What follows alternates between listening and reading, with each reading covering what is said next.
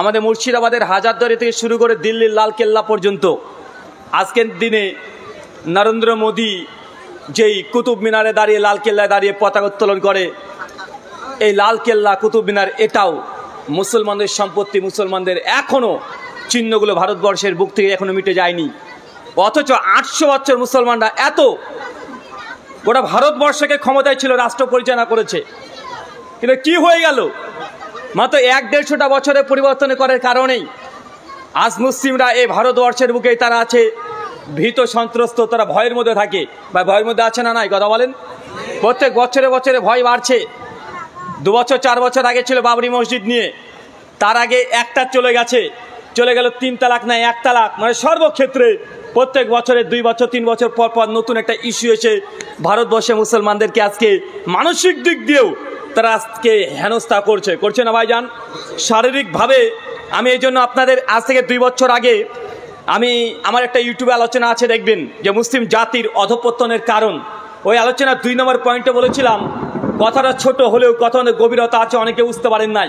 আমি যেটা বলেছিলাম যে গোটা বিশ্ব জগতে আগে যুদ্ধ হতো গোলা বারুদ নিয়ে। কী নিয়ে কথা বলেন? গোলা বারুদ নিয়ে। যত রকমের গোলা বারুদ, এগুলো নিয়ে মানুষের মধ্যে মানুষের দ্বন্দ্ব ঝামেলা ফিতনা ফাসাদ, যত রকমের দেশকে দখল করবে এই গোলা বারুদের মাধ্যমে। মানে যুদ্ধ মানেই গোলা আর বারুদ। একটা ইহুদি পণ্ডিত, তার বই আছে জুইস উইজডম, 2য় খণ্ডের ডিটেল আলোচনা করেছেন। আলোচনা করে তিনি এই কথা বোঝাতে চাচ্ছেন, একজন ইহুদি পণ্ডিত হলেও দীর্ঘ 20 থেকে 22 বছর তিনি লিখছেন বইয়ের ভূমিকাতে যে আমি ইসলামের ইতিহাস নিয়ে গবেষণা করেছি। কে বলেন তো? মুসলিম নয়, একজন ইহুদি। কে? ইহুদি বলছে মুসলমানদের ইতিহাস নিয়ে গবেষণা করেছি। আর সেই গবেষণা হচ্ছে মুসলমানরা আল্লাহর নবী থেকে শুরু করে খোলাফায়ে রাশেদা পর্যন্ত, তারপরে প্রজন্ম আজ অব্দি যতগুলো মুসলমানরা যুদ্ধ করেছে, যুদ্ধের ইতিহাস নিয়ে, মানে অন্য কোনো ইতিহাস নয়। মুসলমানরা যুদ্ধ জিহাদ করেছে, এগুলো ইতিহাস নিয়ে একজন ইহুদি পণ্ডিত বলছে আমি দীর্ঘ 22 বছর গবেষণা করেছি। কেন? উনি ভূমিকাতে লিখছেন, ভূমিকাতে লিখে বইটাকে শুরু করবেন। তিনি বলছেন আমি যতটা শুনেছিলাম যে মুসলমানরা যতটা যুদ্ধে অংশগ্রহণ করেছে তার 99% যুদ্ধেই মুসলমানরা বিজয় লাভ করেছে। যত বড় শত্রু হোক না কেন, যত বড় দল হোক না কেন, যত বড় রাষ্ট্র হোক না কেন, মুসলমানের বিরুদ্ধে পৃথিবীর কোনো পরাশক্তি 1 মিনিটের জন্য তা টিকতে পারে নাই। এটা ইহুদি পণ্ডিত কার কাছ থেকে শুনেছে? এই নিয়ে মুসলমানের যুদ্ধের ইতিহাস, একদম আল্লাহর নবীর জীবনে 25টা যুদ্ধ, আবু বকর, উমর, ওসমান, আলী থেকে শুরু করে একদম উমাইয়া খেলাফত, ওসমানী খেলাফত, সবগুলো তিনি ঘেটে ঘেটে পর্যালোচনা করেছেন, জেনেছেন। তিনি তারপরে একটা প্রশ্ন লিখছেন 3 নম্বরে প্যারাতে গিয়ে, আমি অবাক হয়েছিলাম যে মুসলমান তারা যে যুদ্ধে যাক না কেন তারা বিজয় লাভ করে। এই জাতির মধ্যে কি আছে যে তারা যুদ্ধ করলেই তারা বিজয় লাভ করে? কি পাওয়ার আছে, কি ক্ষমতা আছে? আমি মনে করেছিলাম যে মুসলমানদের শক্তি বা তাদের আর্মি ফোর্স এগুলো মানে সংখ্যাতে বেশি হবে শত্রুদের চাইতে। ইহুদি পণ্ডিত বলছে আমার মনে হয়েছিল তাদের কাছে অনেক তথ্য প্রযুক্তি উন্নত ছিল, তাদের কাছে অনেক গোলা বারুদ বেশি ছিল, বা তাদের কাছে ক্ষমতা বেশি ছিল। এই জন্যই পৃথিবীর কোনো শক্তি মুসলিমদের সঙ্গে যুদ্ধে পরাজিত হয় নাই। উনি 4 নম্বর প্যারাতে এসে তারপর লিখছেন, অতএব আমি যখন গোটা ইতিহাস ঘাটাঘাটি করলাম আমি অবাক হয়েছি এই জাতির সম্পর্কে যে 4টে আমি ধারণা করেছিলাম যে তাদের আর্মি ফোর্স বেশি ছিল, অর্থাৎ তাদের ক্ষমতা পাওয়ার বেশি ছিল, অর্থাৎ তাদের সামরিক বাহিনী বেশি ছিল, অথচ মুসলমানদের কোনোদিনই তারা সংখ্যাগরিষ্ঠ ছিল না যুদ্ধে। কখনো তাদের অস্ত্র সজ্জায় সজ্জিত বেশি ছিল এমনটা হয় নাই, কিন্তু মুসলমানরা সব সময় তারা স্বল্প ছিল। কিন্তু মুসলিম জাতির সঙ্গে পৃথিবীর কোনো ইতিহাসের কোনো শত্রু বিজয় লাভ করতে পারে নাই। আপনি তো খোলাফায়ে রাশেদার ইতিহাস বলে বুঝতে পারবেন না। আধুনিক যুগের মানুষ চেঙ্গিস খানের নাম শুনেছেন? হ্যাঁ, চেঙ্গিস খা, হালাকু খা, এর নাম শোনেন নাই? আর চেঙ্গিস খা মানে তার নাম শুনলেই গোটা বিশ্বের অর্ধ পৃথিবী তার নামে ভীত সন্ত্রস্ত হয়ে যেত। তারা যে এলাকাতে প্রবেশ করত লাখ লাখ মানুষকে একদম হত্যা করে মানুষের পাহাড় তৈরি করে ফেলতো। এটা গল্পকে চাকাইনি নয় বা আপনার ছন্দ দিয়ে বলছি না, বাস্তব। তারা চেঙ্গিস খা, শুধু আপনি ইউটিউবে লেখেন। আমরা যখন হুজুর আলোচনা করি তখন ভাবেন যে হুজুর এরা মানে সব বানিয়ে বানিয়ে কথা বলে। এখন ভাই তথ্য প্রযুক্তির যুগ, শুধু ইউটিউবে গিয়ে লিখবেন চেঙ্গিস খার রাজত্ব, কয়েক শত আপনি ভিডিও ডকুমেন্টারি পেয়ে যাবেন। চেঙ্গিস খা এমন ভয়ঙ্কর শাসক ছিলেন, গোটা বিশ্বের প্রায় 60% দখল করেছে রাতারাতি। যে অঞ্চলে যেত মানুষকে ভয় দেখানোর জন্য আগে সেই দেশের মধ্যে ঢুকে সেই দেশের লাখ লাখ মানুষকে হত্যা করে ফেলতো। এ হচ্ছে চেঙ্গিস খা। মুসলমানদের সঙ্গে লড়াই হয়েছে, একদিন, 2 দিন, 1 বছর, 2 বছর, 100 বছর পরে চেঙ্গিস খা, হালাকু খান সবাইকে ধ্বংস করে দিয়ে মুসলিম জাতি আমার মাথার চারা দিয়ে উঠেছিল। চিন্তা করতে পারছেন? যাদের নাম শুনে গোটা বিশ্বের যতগুলো শক্তি ছিল ভীত সন্ত্রস্ত হতো। শাইখুল ইসলাম ইবনে তাইমিয়া মিনহাজুস সুন্নাতে তিনি আলোচনা করেছেন। ইমাম ইবনু কাসির রাহিমাহুল্লাহ নাম শুনেন নাই? তাফসীর ইবনে কাসিরের লেখক, ওনার একটা ইতিহাসের গ্রন্থ আছে আল বিদায়া ওয়ান নিহায়া। ইমাম ইবনু কাসির রাহিমাহুল্লাহর উস্তাদের নাম হচ্ছে, ইমাম ইবনু কাসির উস্তাদের নাম জানেন? ইবনে তাইমিয়া রাহিমাহুল্লাহ। ইবনে তাইমিয়া রাহিমাহুল্লাহ এমন একজন আলেম যার ছাত্র মানেই সে গোটা বিশ্ব জগতে পরিচিত। ইমাম ইবনু তাইমিয়া, তার ছাত্র ইমাম ইবনে কাইয়িম আজ-জাওজাই, নাম শুনেন নাই? জাদুল মাদের লেখক। এই বইটার নাম শোনেননি আপনারা? জাদুল মাদ, আল ইলামুল মুওয়াক্কিন ফি রাব্বিল আলামিন। মানে যারা একটু মাদ্রাসায় পা দিয়েছে তারাও জানে এই বইগুলোর নাম। ইমাম ইবনে তাইমিয়ার আরেকজন ছাত্রের নাম ইমাম যাহাবি রাহিমাহুল্লাহ, যার গ্রন্থ ছাড়া আজকের দিনে হাদিস কোনটা সহিহ কোনটা জয়ীফ এটা নির্ধারণ করতে পারবেন না। ইমাম ইবনে তাইমিয়ার আরও ছাত্র ইবনে কাসির, যারাই কলম ধরেছে সেই দিকে তারা একদম সাকসেস। তো ইবনে তাইমিয়া প্রসঙ্গে লিখছেন, ইমাম ইবনে তাইমিয়া রাহিমাহুল্লাহ রাস্তাতে চলছে আর কিছু তাতারিয়াদেরকে দেখছে, চেঙ্গিস খানের বংশধরকে দেখছে রাস্তাতে প্রকাশ্যে দাঁড়িয়ে মদ পান করছে। সহসা ইবনে তাইমিয়া রাহিমাহুল্লাহ তার সাগরের বছর সাজ ওইখানে দেখেন তারা প্রকাশ্যে মদ পান করছে, বাধা দিবেন না? ইমাম ইবনে তাইমিয়া রাহিমাহুল্লাহ জবাব দিয়ে চমৎকার কথা বলেছিলেন যে তারা মদ খাচ্ছে, খেতে দাও। কারণ তারা যতক্ষণ মদ খাবে, যতক্ষণ মদের নেশা থাকবে, ততক্ষণ পর্যন্ত মুসলিম জাতির রক্ত নিয়ে তারা ছিনিমিনি খেলবে না। অতএব এই জাতি তারা এতই ভয়ঙ্কর যে তারা মদ খাচ্ছে, খাক, অন্তত মুসলমানের রক্ত সেই সময় নিরাপদে থাকছে। মানে আপনাকে এই উক্তি দিয়ে বুঝালাম যে চেঙ্গিস খা, হালাকু খান, তাতারিয়ারা গোটা বিশ্বের মধ্যে সবচাইতে ভয়ঙ্কর শক্তি তারাই ছিল। কিন্তু মুসলমানদের সঙ্গে লড়াই হয়ে তারা কয়েকশো বছরের মধ্যে তারা টিকতে পারে নাই। একটা সময় হালাকু খার বংশধররাই আজকে মুসলিম, আজকে তাতারিয়া আছে না, তাতারিয়া মুসলমানদের মধ্যে যা তুর্কি, তারা এরা চেঙ্গিস খা, হালাকু খানের বংশধর। আজকে তারা ইসলামের শক্তি হয়ে কাজ করছে। মানে একটা সময় তারা ইসলামের বিরুদ্ধে তারা শক্তি ছিল, মুসলমানকে রাতারাতি লাখ লাখ মুসলমানকে বাগদাদে তারা হত্যা করেছে। কিন্তু আল্লাহ সুবহানাহু ওয়া তাআলা তাদের মধ্যে বিজয় দিয়েছে, তাদের মধ্যে থেকে আল্লাহ হেদায়েত দান করে দিয়ে আজকে তাতারিয়াদা, আজকে তারা তুর্কি, আজকে গোটা সৌদি আরবকে তারাই কন্ট্রোল করছে। কথাকে আমার বুঝতে পারছেন? তার মানে আল্লাহ সুবহানাহু ওয়া তাআলা চাইলে তিনি পারেন কি পারেন না? ওমর ইবনুল খাত্তাব আল্লাহর নবীকে হত্যা করতে এসেছিল তরবারি নিয়ে। তাবরানী আল মুজাম্মিল কাবিরে দুর্বল সনদে হাদিসটা আসছে, আপনারা এই ঘটনা সকলেই জানেন। কিন্তু আল্লাহ নবী দোয়া করেছিলেন, ইয়া আল্লাহ সুবহানাহু ওয়া তাআলা এই উম্মতের মধ্যে হয় আবু জাহেলকে তুমি হেদায়েত করে দাও অথবা ওমর ইবনুল খাত্তাবকে হেদায়েত করে দাও। কারণ দুইজন ইসলামের সবচেয়ে বড় শত্রু ছিল, একজন ওমর বিন খাত্তাব আর একজন কে? আবু জাহেল। আল্লাহ সুবহানাহু ওয়া তাআলা ওমরের দিলটাকে, তার মনটাকে পছন্দ করে নিয়েছেন, সঙ্গে সঙ্গে তার হৃদয়ে তিনি হেদায়েতের পেয়ালা পান করে দিয়েছেন। হত্যা করতে এসেছে, অথচ নবীর কাছে এসে কালেমা শাহাদাত পাঠ করে তিনি বাড়ি থেকে বের হয়ে চলে যাচ্ছেন ইসলামের পক্ষে, সারা জীবন কাজ করছে, খলিফা হয়ে গেছে। তার মানে আপনাকে এতটা বুঝালাম, যারাই ইসলামের দুশ্মনী করেছে, শত্রুতা করেছে, তিনি মুসলমান ঈমান এবং আমলে যদি মজবুত থাকেন, জেনে রাখবেন এই দেশেই এখনই অচিরেই আপনিও দেখবেন যে ইসলামের শত্রু এরাই আল্লাহর সাথে এদেরকে আল্লাহ হেদায়েত দান করে ইসলামের পক্ষে কাজ করে নেবেন যুগ যুগ ধরে। এমন হাজারো ইতিহাস আছে, আছে না নাই? কথা বলেন, আছে। কিন্তু আমরা মুসলমান, নিজে তো মুসলমান না।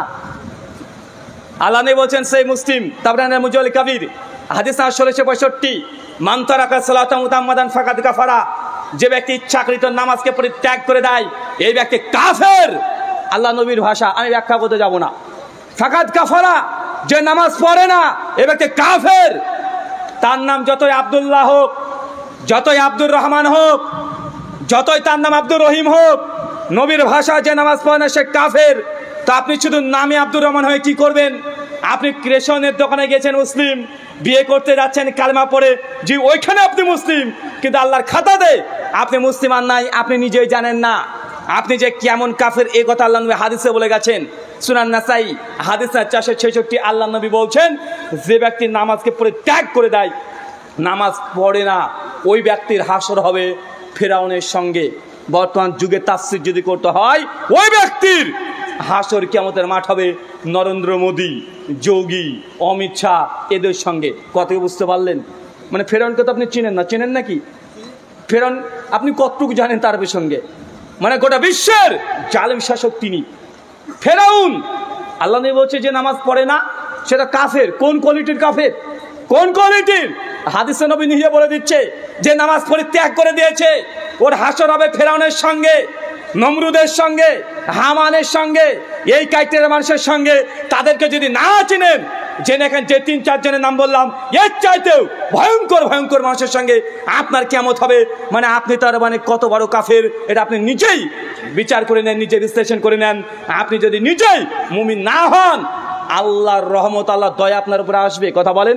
এই মুর্শিদাবাদ হচ্ছে ভারতবর্ষকে কন্ট্রোল করতো। মুর্শিদাবাদ হাজারদুয়ারি থেকে শুরু করে ওরা ভারতবর্ষকে এই মুর্শিদাবাদ থেকে আজকে 200 বছর আগে রাজত্ব চালানো হয়েছে। অথচ মুসলমান এই মুর্শিদাবাদে আজকে সব চাইতে পিছিয়ে পড়ে আছে। আছে না? কথা বলেন? একটা ইউনিভার্সিটি আছে মুসলমানদের, ইউনিভার্সিটি তো দূরের কথা, একটা বড় কোনো হাই স্কুল মুসলমানদের ভালো কিছু নেই। আছে মানে যেখানে মুসলমান বেশি সেখানে মুসলমানরা নির্যাতিত। অথচ এই ভারতবর্ষ গোটাটাই মুসলমানরা রাজত্ব করেছে। তার জন্য দোষ কাকে দেবেন? দোষ কার? শুধু নরেন্দ্র মোদীকে দোষ দিলে হবে, যোগী আদিত্যনাথকে দোষ দিলে হবে না। মুসলিম জাতির সবচেয়ে বেশি বড় দোষ আছে। আল্লাহ কোরআনে বলছেন, সূরা রদ সূরা নম্বর 13 আয়াত নম্বর 11 শেষ অংশ, ইন্নাল্লাহা লা ইউগাইয়িরু মা বিকাউমিন হাত্তা ইউগাইয়িরু মা বিআনফুসিহিম। বাংলা ভাবানুবাদ, আল্লাহ সেই জাতির ততক্ষণ পরিবর্তন করেন না যতক্ষণ না নিজেরা তারা পরিবর্তন হয়। কথা মানে বুঝতে পারলেন না? আল্লাহর পরিষ্কার কথা। আপনি মসজিদে বসে জিকির আজকার তসবিহ তাহলিল করবেন আর আসমান থেকে খাবার চলে আসবে, আল্লাহ এই ওয়াদা আপনার সঙ্গে করে নাই। আল্লাহ রাজ্জাক, তিনি রিজিক দাতা। সূরা জুমা আয়াত নম্বর 9 আল্লাহ বলছে যখন জুমার সালাত শেষ হয়ে যাবে সঙ্গে সঙ্গে মুমিন মুসলমান দুনিয়াতে রিজিকের অন্বেষণ করো। মানে ইসলাম কোনো অন্ধত্ব ধর্ম নয় যে আপনি জঙ্গলে চলে যাবেন, স্বামী মানে নিজের স্ত্রীকে ডিভোর্স দিয়ে, সংসারকে ত্যাগ করে দিয়ে, বাপ মার দায়িত্বকে মানে ছেড়ে দিয়ে, সমাজের দায়িত্বকে ত্যাগ করে দিয়ে আপনি জঙ্গলে গিয়ে আপনি ধ্যান করতে বসে যাবেন উলঙ্গ অবস্থায়। এই জঙ্গলে গিয়ে ধ্যান করা ধর্ম ইসলাম নয়। জঙ্গলে গিয়ে ধ্যান করতে সবাই পারে, কিন্তু নিজের স্ত্রীর হক রক্ষা করে, বাপ মার হক রক্ষা করে, প্রতিবেশীর অধিকার রক্ষা করে, সমাজের দায়িত্ব পালন করে ধার্মিক হওয়া অনেক কঠিন। জঙ্গলে গিয়ে ধ্যান করে ধার্মিক সবাই হওয়া যায়, কিন্তু ইসলাম যে বাস্তবতা দিয়েছে এই বাস্তবতার কাছে পৃথিবীর যত বড় যাই হোক না কেন ইসলামের বিশুদ্ধতা সম্পর্কে কেউ প্রশ্ন তুলতে পারে না। আল্লাহ এই জন্য বলছে, ইন্নাল্লাহা লা ইউগাইয়িরু মা বিকাউমিন হাত্তা ইউগাইয়িরু মা বিআনফুসিহিম। যতক্ষণ আপনি পরিবর্তন না হবেন আল্লাহ আপনাকে পরিবর্তন করবে না। আপনি যতক্ষণ পর্যন্ত এক ধাপ না আসবেন, আল্লাহ বলেছেন সূরা ইমরান 159 নম্বর আয়াত, বান্দা তুমি যদি এক ধাপ আগে আমার দিকে, আমি আর এক ধাপ এগিয়ে আসবো। মানে রাস্তা কমতে থাকবে, কিন্তু আপনি যদি নাই পায়ের ধাপ ফেলেন আল্লাহ আপনার দিকে এগিয়ে আসবে। কথা বলেন? আল্লাহ আপনার দিকে এগিয়ে আসবে না। বদরে 313 জন সাহাবী, কাফের আছে হাজার হাজার। আল্লাহ আসমান দিয়ে ফেরেশতা পাঠিয়েছে, পাঠায় নাই। আসলে আপনারা আমরা মুসলমান শুধু ভাবি ইসলাম মানে এই কোরআন হাদিসে হুজুরদের শুধু বানানো গল্প। জি না, কোরআনুল কারীম গোটা বিশ্বের যত বড় বিজ্ঞানী সায়েন্টিস্ট হোক না কেন একটা আয়াতকে আজকে ভুল প্রমাণ করতে পেরেছে। কথা বলেন? আপনারা বিশ্বাস যে কতটা কোরআনের প্রতি, এটা নিয়ে আপনাদের সংশয় আছে। এ কোরআন কোনো মানুষের গ্রন্থ নয়, আল্লাহর কালাম। ডিরেক্ট আল্লাহ বলছেন। কোরআনের একটা কথা ডাইরেক্ট আল্লাহ বলছেন। তো এই কথাগুলো যদি আপনি সত্যি রিয়েলাইজ করতেন, আল্লাহ নিজে জানিয়ে দিচ্ছেন মুসলিম জাতির ধ্বংসের অনেকগুলো কারণ আছে। যতক্ষণ পর্যন্ত আপনি নিজে পরিবর্তন না হবেন আল্লাহ আপনাকে পরিবর্তন করবে না। সূরা নূর সূরা নম্বর 24 আয়াত নম্বর 63 মিডিল অংশ আল্লাহ সুবহানাহু ওয়া তাআলা পরিষ্কারভাবে বলছেন, যারা আল্লাহ এবং তার রাসূলের বিরুদ্ধে আচরণ করবে আল্লাহ সে জাতির উপরে ফিতনা দিয়ে জর্জরিত করে দিবেন। কি বলেন তো ভাইজান? যে জাতি তার নবীকে প্রেরণ করা হয়েছে সে নবীকে যদি অস্বীকার করে দেয়, তার নবীকে যদি আনুগত্য না করে, আর আল্লাহ যে বিধানে পাঠিয়েছে সে বিধানের প্রতি যদি টিকে না থাকতে পারে, আল্লাহ ডাইরেক্ট বলছে আমি সেই জাতিকে ফিতনা দিয়ে জর্জরিত করে দিই। এখন বলেন তো মুসলমান আল্লাহ নবীর আদর্শকে গ্রহণ করেছেন? আল্লাহ নবীকে মানেন? আপনি প্রত্যেকদিন সকালবেলা দাড়ি চেঁচে তারপরে বাড়ি থেকে বের হন, আছে না নাই? আপনার চাকরি হবে, ইন্টারভিউ দিতে যাবেন, আপনি একটু যদি বড় বড় যে দাড়ি হয়ে যায় 1 ইঞ্চি, আপনি আগে শেভিং করছেন কেন? কারণ আমার যদি একটু বড় দাড়ি হয় তাহলে আপনাকে চাকরি দেবে না, ওই ভয়ে দাড়িকে সেভ করে চলে আসছেন, আছে না নাই? কথা বলেন। আপনার বিয়ে হচ্ছে না, যুবক তরুণ অনেকে আছে দাড়ি রাখতে বলে দাড়ি রাখে না, অথচ নামাজ পড়ে, রোজা করছে, আলহামদুলিল্লাহ ভালো। দাড়ি রাখতে বললে না ভাই দাড়ি রাখা যাবে না। কেন রাখা যাবে না? কারণও ব্যাখ্যা করতে পারে না, কিন্তু ভেতর ভেতর কারণ, এখন তো বিয়েই করিনি, দাড়ি যদি রেখে দিই তাহলে বউ ভালো পাওয়া যাবে না, আছে না নাই? কথা বলেন। তার মানে মুসলিম জাতি আজকে নবীর আদর্শের সঙ্গে নবীর আনুগত্যকে তারা পরিত্যাগ করে দিয়েছে। আপনার বেশি দূর যাওয়ার দরকার নেই। আপনি যে নবীর আদর্শকে মানেন না, আপনার ছেলে দেখেন চুল কেটেছে, এখানে সামনে বড় বড়, পেছনে ন্যাড়া, আছে না নাই? তারপরে এদিক দিয়ে একটা রকেট চলে গেছে, এদিক দিয়ে একটা কামান চলে গেছে, দেখা যায় কি যায় না? আপনার ছেলে চুল কেটেছে বিরাট কোহলির মতো। কার মতো? বিরাট কোহলি। আপনার মেয়েকে ঈদের পোশাক কিনে দিয়েছেন, পাখি ড্রেস, আর কত যে ড্রেস, আছে না নাই? কথা বলেন। মানে প্রত্যেকটা জায়গায় নবীর আদর্শকে বাদ দিয়ে বেধর্মীদের, বেজাতিদের আপনি আদর্শকে গ্রহণ করেছে, তা আল্লাহ সুবহানাহু ওয়া তাআলা আপনার উপরে রহমত নাজিল করবে, কোশ্চেন কালেও নয়। আল্লাহ এই জন্য পরিষ্কার জানিয়ে দিয়েছেন, যারাই নবীর আনুগত্যকে অস্বীকার করেছে, এর আগে আদ জাতি, সামুদ জাতি, এই জাতিগুলোকে আল্লাহ ডাইরেক্ট একদম ধূলিসাৎ করে দিয়েছে। মুসলিম উম্মাহ আমরা তাদের মতো আজকে সেই দিকে হাঁটছি। আল্লাহ সুবহানাহু ওয়া তাআলা আমাদেরকে বোঝার তৌফিক দান করুক, সকলে পড়ি আল্লাহুম্মা আমিন। সম্মানিত শুধু এই গোটা আলোচনা থেকে জাস্ট এতটা মেসেজ, নিজে পরিবর্তন হন, কুয়ান ফুসাকুম ও আহলিকুম নারা, আগে নিজে পরিবর্তন হন, পরিবার বর্গকে হেফাজত করেন, ইনশাআল্লাহ অচিরেই আল্লাহর সাহায্য, আল্লাহ সুবহানাহু ওয়া তাআলা রহমান, তিনি দয়া করতে পছন্দ করে, তার কাছে ক্ষমা চান। সহিহ বুখারী 1147 নম্বর হাদিস, আল্লাহ নবী বলছেন প্রত্যেক রাত্রিবেলাতে শেষ আসমানে আল্লাহ সুবহানাহু ওয়া তাআলা নেমে আসেন, মানে তাহাজ্জুদের ওয়াক্তে আল্লাহ সুবহানাহু ওয়া তাআলা তিনি চিৎকার দিয়ে মুসলিম জাতিকে ডাকতে থাকে, কে আছে সেই বান্দা যারা দিনের বেলায় গুনাহ করেছে, আমি আল্লাহ রাত্রিবেলায় ক্ষমা করার জন্য আমি উপস্থিত আছি। কে আছে আমার কাছে ক্ষমা চাইবে, আমি তাকে ক্ষমা করে দিব। কে আছে যে রাত্রের অন্ধকারে গুনাহ করেছে, আমি সেই ব্যক্তি, ক্ষমা চাইলে ক্ষমা করে দিব। আল্লাহ ক্ষমা করার জন্য তিনি প্রতিদিন রাত্রিবেলা শেষ আসমানে নেমে আসে। আপনি কয়দিন আল্লাহর কাছে ক্ষমা চেয়েছেন? ক্ষমা চেয়েছেন? আর একটা কথা যুক্ত করে দিই, পৃথিবীতে এমন কোনো গুনাহ পাপ নেই যে গুনাহ মানুষকে জাহান্নামে নিয়ে যেতে পারে। আপনি বলতেন ভাই শিরক, জি, শিরকও মানুষকে জাহান্নামে নিয়ে যেতে পারবে না। শুধু একটা আমল থাকতে হবে আপনার। কি আমল বলেন তো? একটা, সেটার নাম কি? তওবা। তওবা যদি হয় মৃত্যুর আগে, শিরকের পাপ আল্লাহ মাফ করবে কি করবে না? কথা বলেন। শিরকের পাপ মাফ করবে কি করবে না? তার মানে দুনিয়াতে এমন কোনো গুনার ক্ষমতা নাই, গুনার পাওয়ার নেই যে আল্লাহর রহমতের কাছে গুনাহ বিজয় লাভ করতে পারে, পাপ বিজয় লাভ করে আপনাকে জাহান্নামে নিয়ে যেতে পারে। এমন কোনো পাপ আল্লাহ সৃষ্টি করেনি। যদি আপনি আল্লাহর কাছে তওবা করেন, কি করতে হবে? তওবা। সহিহ বুখারী 6069 নম্বর হাদিস এবং 6071 নম্বর হাদিস, আল্লাহর নবী একদিন বসে আছেন, ওমর বিন খাত্তাব বসে আছেন, একজন অপরিচিত সাহাবীর নাম ইমাম বুখারী সহিহ বুখারীতে উল্লেখ করেনি। কেন করেনি? ওই সাহাবীর নাম ফাঁস হয়ে গেলে অনেক মানুষের মধ্যে ভুল ধারণা হতে পারে। মদিনার একজন সাহাবী এসে বলছে, ইয়া রাসূলুল্লাহ, আমি মদিনাতে একটা মেয়ের সঙ্গে আমার অ্যাফেয়ার ছিল, মানে প্রেম ভালোবাসার সম্পর্ক ছিল। একজন ছেলে একজন মেয়েকে যা যা করে আমি সব কিছুই করেছি। কথা মানে বুঝতে পারলেন তো? মানে যা যা করে একজন ছেলে মেয়ে সব কিছু করেছি, তো ডিরেক্ট জেনাটা বাদ দিয়ে, মানে ডাইরেক্ট জেনা যেটা, ওইটা বাদ দিয়ে সব কিছু করেছি। তার মানে কী কী করেছে আপনি বুঝে নেন। এই কথা শুনেই আল্লাহ নবীর সামনে বলছেন, নবী মাথা অবনত করে দিয়েছেন। ওমর ইবনুল খাত্তাব তো শুনে রেগে গেছে, বলে কি নবীর সামনে সে কথা? ওমর বিন খাত্তাবের সঙ্গে সঙ্গে তাকে বলছে, খবরদার, তুমি তোমার গুনার কথা কেন প্রকাশ করলে? কেন এই গুনার কথা প্রকাশ করলে? তাকে ধিক্কার জানাতে শুরু করে দিয়েছে।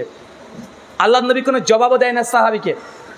সঙ্গে সঙ্গে ওই সাহাবী মসজিদ থেকে উঠে তিনি চলে যাচ্ছেন।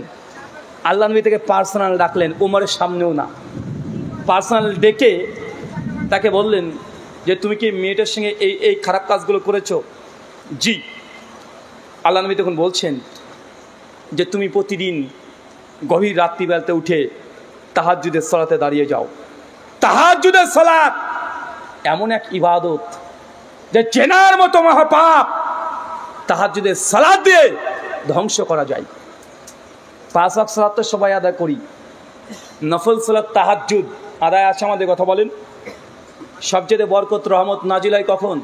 রাত্রির গভীর অন্ধকারে আল্লাহ যখন শেষ আসমানে নেমে আসে। কিন্তু বাঙালি, আপনারা ওই যে হুজুরের কাছ থেকে শুনেছেন, কি শুনেছেন? যে সবে বেলাতে রাত্রিবেলাতে আল্লাহ নিজ আসমানে নেমে আসেন, হিংসুক আর মুশরিককে বাদ দিয়ে আল্লাহ সবাইকে ক্ষমা করে দেয়।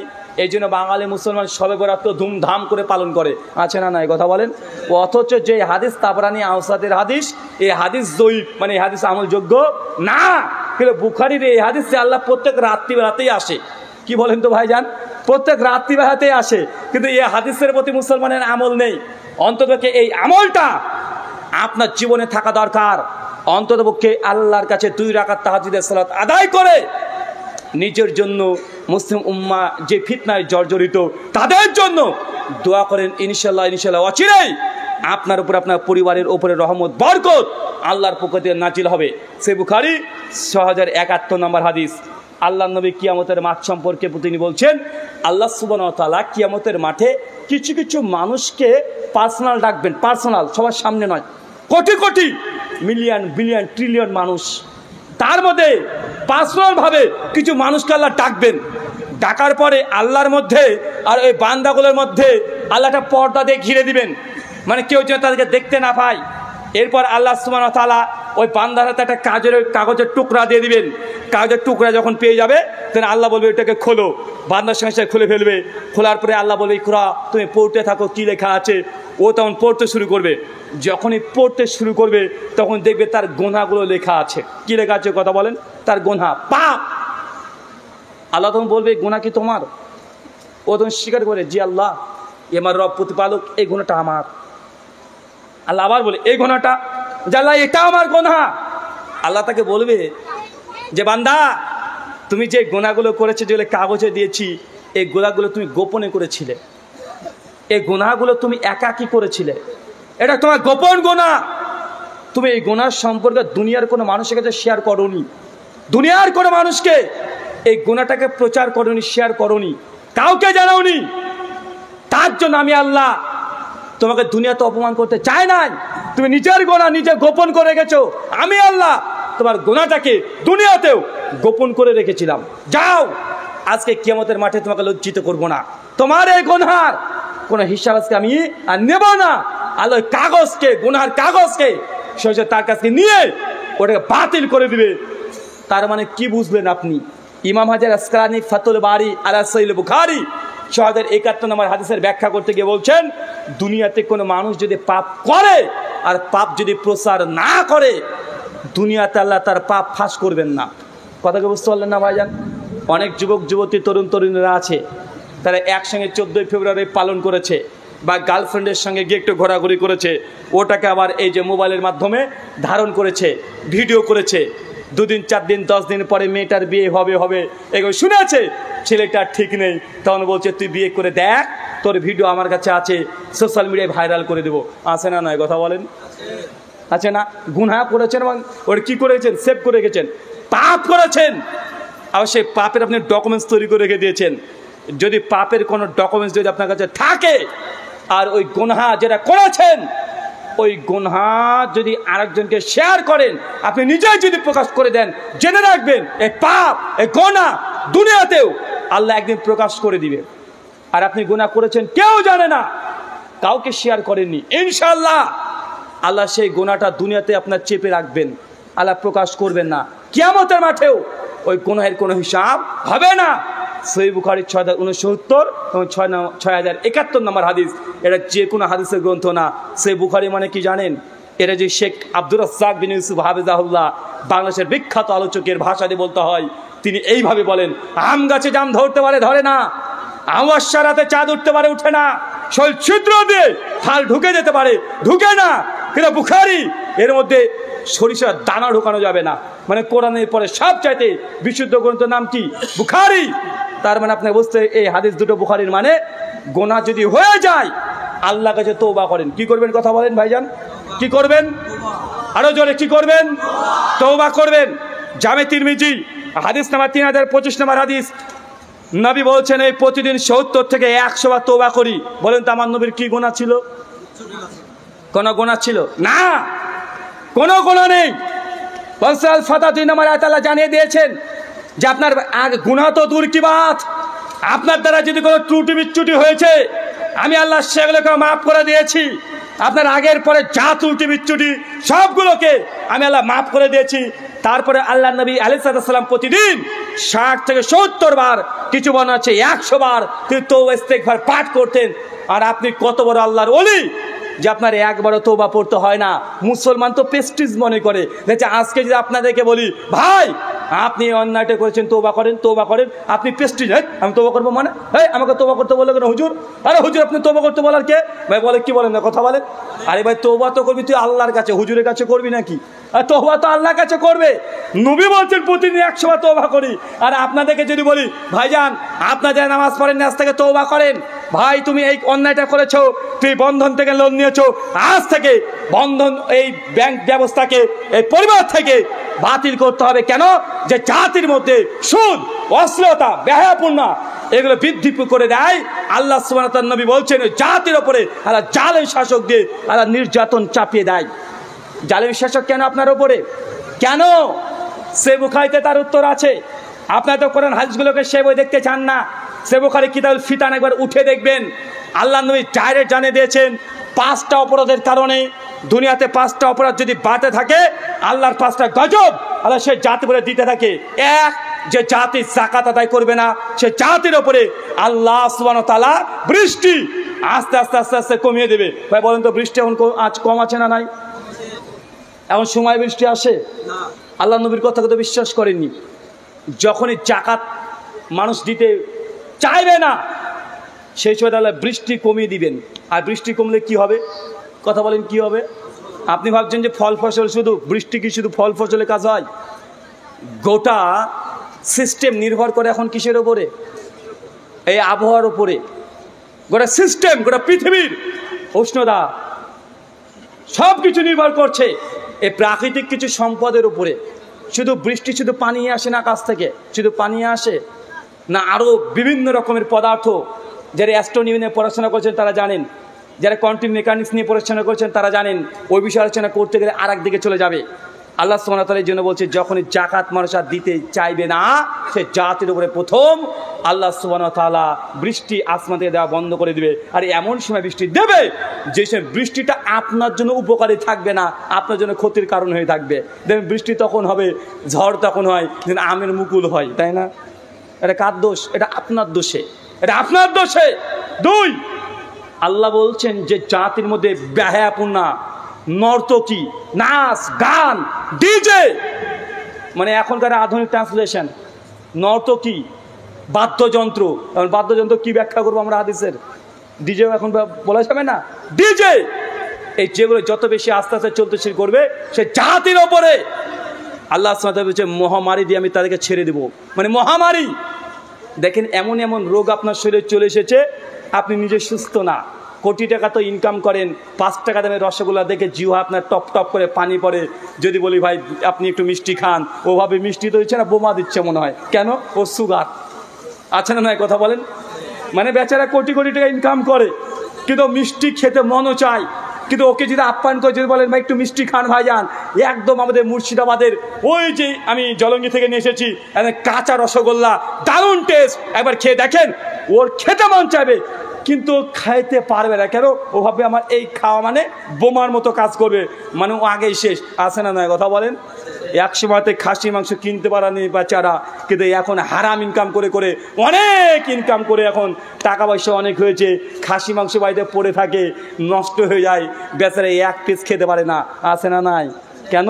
কোলেস্ট্রল একদম হাই হয়ে গেছে, ইউরিক অ্যাসিড একদম পার করে দিয়েছে, থাইরয়েড একদম হাই হয়ে গেছে, সুগার একদম কঠিন অবস্থা। বেচারা 4 চাকায় 1টা না 2টা না 3টা কিন্তু বেচারা প্রত্যেকদিন সকালবেলায় ঘুম থেকে উঠে বলছে বাজারে ব্যাগটা দাও, হেঁটে হেঁটে বাজার করি, মর্নিং ওয়ার্কও হয়ে যাবে, আমার বাজারও হয়ে যাবে। বা আছে না নয় কথা বলেন? আপনাকে এই কথাগুলো বলে এটা বোঝাচ্ছি না যে এই রোগগুলো যেগুলো আল্লাহ দিয়েছে সবার জন্য গজব তা নয়। কিছু মানুষের জন্য রোগ বালা মুসিবাত সেই বুখারী কিতাব দিবে। আল্লাহ নবী বলেছেন যদি কোনো মুমিন ব্যক্তির যদি জ্বর আসে, এই জ্বরটা মুমিন ব্যক্তির জন্য রহমত। কেন? আল্লাহ চায় ওই মুমিন বান্দার জ্বর দিয়ে দুনিয়াতে স্বাভাবিক তাপমাত্রা দিয়ে জাহান্নামের আগুন থেকে বাঁচাতে। মুমিন যদি রোগাগ্রস্ত অবস্থায় যে সবর করে, ধৈর্য ধারণ করে, তাওয়াক্কুল যদি ঠিক থাকে, সবর যদি করে, তাহলে তার গোনা ক্ষমা হতে থাকে। কি হয় কথা বলেন? আর জালেমের উপরে যখন আসে, জালেমের উপরে যখন এগুলো আসে তখন কি? এটা তার জন্য দুনিয়াতে আগে আযাব। একজন আগে প্রশ্ন করেছে, রুহুল আমিন ভাই, হিন্দু দাদারা মারা গেলেই তারা কি করে কথা বলেন? ওই আগুন দিয়ে পোড়ায় না? ওই যে চিতা করে আগুন দিয়ে পোড়ায়, এটাকে জায়েজ? আচ্ছা জায়েজ মানে এটা আরো ভালো করে করা দরকার। কেন? এটা সিগনাল, মানে এটা কি? এটা টেলার পিকচার হবে বাকি হে, মানে মানুষ যখন জাহান্নামে যাবে তো জাহান্নামে কি আছে কথা বলেন? আগুন দিয়ে দাও দাও করে জ্বালানোই হবে। তো তার আগে টেলারটা দেখিয়ে দেওয়া হয়েছে যে এটা তোর এখানে এই অবস্থা, গেলে আরো ভয়ঙ্কর অবস্থা। কথা বলে বুঝতে পারলেন না ভাই? দেখেন, আমরা অনেক ধর্ম নিয়ে যখন কথা বলতে যাই অনেকে ভাবে যে আমরা সমালোচনা করছি। আজকে কি বলেন তো ভাই, রামনবমী না? আমি অনেক গবেষণা করছিলাম যে ভারতবর্ষে যেহেতু রামায়ণ আমাদের সিলেবাসে ছিল, সংক্ষিপ্ত রামায়ণ ছিল না ক্লাস 12 ক্লাসে, হ্যাঁ, সংক্ষিপ্ত রামচন্দ্রের জীবনী প্রায় আমাদের ভারতের ইতিহাস হিসেবে আমাদেরকে পড়তে হয়। আর আমি যেহেতু ইন্ডিয়ান হিস্ট্রি নিয়ে আমি অনার্স করেছি, আমাদেরকে বেশি বেশি পড়তে হয়েছে। তা আমি একটু বাল্মীকি রামায়ণ, যেটা অথেন্টিক সোর্স অফ রামায়ণ, যিনি বাল্মীকি দেব তিনি রচনা করেছেন। আসলে বাল্মীকি কেউই ছিল না, ডাকাত ছিল। কি ছিল? বাল্মীকি দস্যু ছিল। ওর জীবনী উত্তরাখণ্ডে লেখা আছে বাল্মীকি রামায়ণের। আর এখন যদি আমার কথা যদি আপনি অবিশ্বাস করেন, তাহলে এই যে মোবাইলটা বের করবেন, এই যে মোবাইল আছে আপনার, চ্যাট জিপিটি হাফেজাহুল্লাহ, ওকে প্রশ্ন করেন, কারণ ও তো মহাপণ্ডিত, পণ্ডিত না ভাইজান। চ্যাট জিপিটিকে লিখেন যে বাল্মীকির পরিচয় কি, বাল্মীকির সম্পর্কে বিস্তারিত বলেন, ভাই অ্যান্সার করবে কি করবে না? উইথ রেফারেন্স করবে না ভাইজান? তো বাল্মীকি ছিলেন একজন দস্যু ডাকাত। হঠাৎ করে তার কাছে কে যেন বেদব্যাস নাকি আসলেন, স্বপ্নে এসে বললেন বাল্মীকি তুই কী করছিস, এই জঙ্গলে তুই ডাকাতি করছিস, যা ধ্যান কর।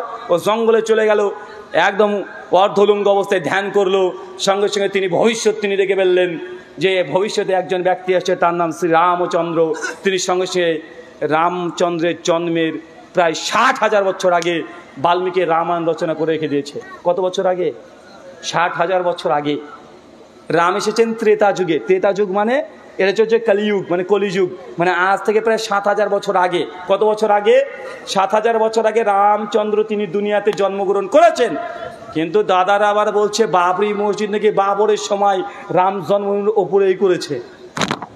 মানে বুঝতে পারলেন না মনে হয়? রাম জন্মেছে কত বছর আগে? কত বছর আগে? 7,000 বছর আগে। বাল্মীকি রামায়ণ রচনা করেছে কবে? প্রায়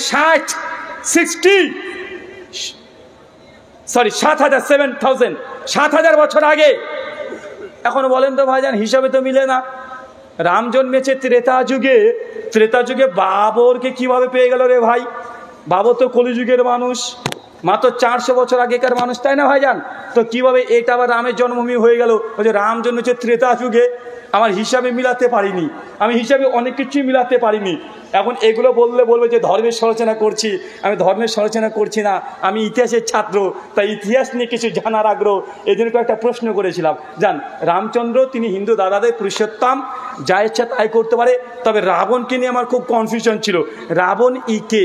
তো ঘাটাঘাটি করে দেখলাম রাবণ প্রসঙ্গে যা যা বলা হয় মোটে সে কথা হলে সত্য নয়। বাল্মীকি রামায়ণ যদি ভালোভাবে ঘাটা যায় তাও বোঝা যায় রাবণ খারাপ মানুষ ছিলেন না। কথা বুঝলেন না মনে হয় আপনি? যে রাবণ খারাপ মানুষ ছিল না মানে? জি, রাবণকে ভিলেন বানানো হয়েছে, রাবণ ভিলেন ছিলেন না। আমি কয়েকটা প্রমাণ, আপনি যেগুলো দেখেছেন, যেগুলো জানেন। কিছু না একটা সিনেমা বেরিয়েছিল, কি নাম গো? ওই হুজে হনুমান। আরে ছেলেরা জানে, বলতে যাচ্ছে না। এই আদিপুরুষ না কি ছিল না রে ভাই, একদম সুপার ডুপার ফ্লপ হয়ে গেল। হ্যাঁ, আরে আমরা সিনেমা দেখিনি রে ভাই, সোশ্যাল মিডিয়ার যুগ। ওই মোবাইলে মানে ব্রাউজিং করতে করতে